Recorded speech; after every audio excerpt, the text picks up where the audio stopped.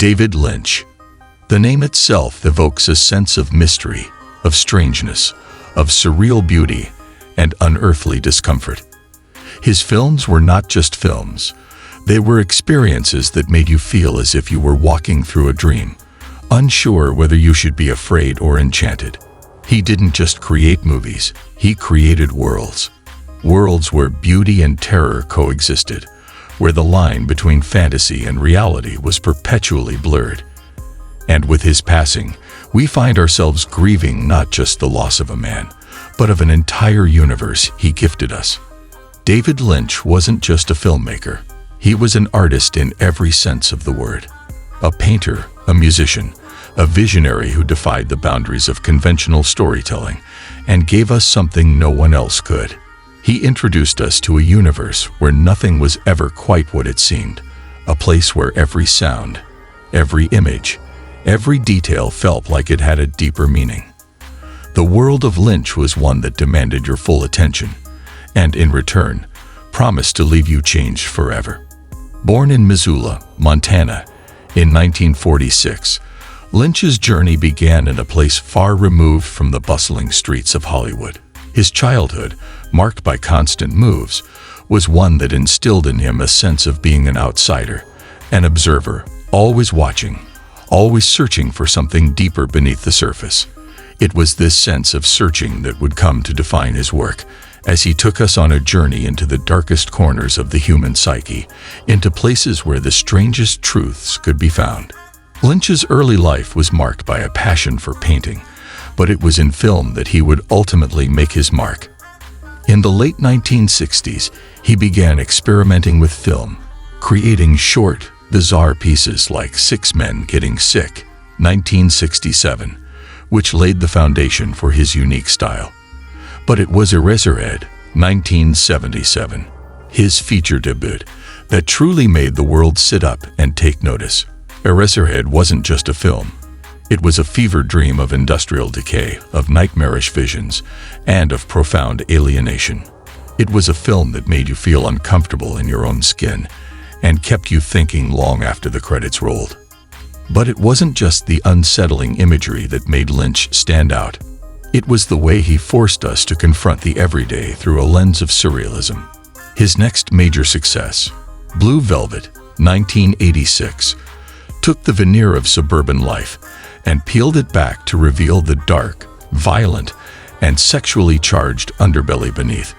It was a film that shocked and disturbed, but also mesmerized. It was Lynch's way of showing us that nothing, not even the perfect American suburbia, was as it seemed. And from there, Lynch's career only grew more daring.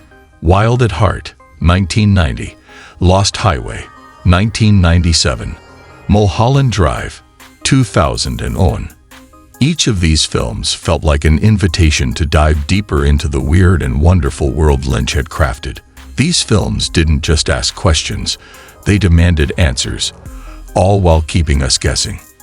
Lynch was never interested in providing clear explanations. His stories, often dreamlike and abstract, left room for interpretation, for personal connection. They became mirrors reflecting our own fears, desires, and dark secrets back at us. And despite the discomfort, we couldn't look away. But perhaps Lynch's most profound legacy is Twin Peaks, 1990, the television series that turned everything we knew about TV on its head. It was a mystery, a soap opera, a surrealist thriller, all wrapped into one strange, haunting package. It took viewers to a small, sleepy town, and then slowly revealed that its idyllic facade was hiding horrors beyond comprehension.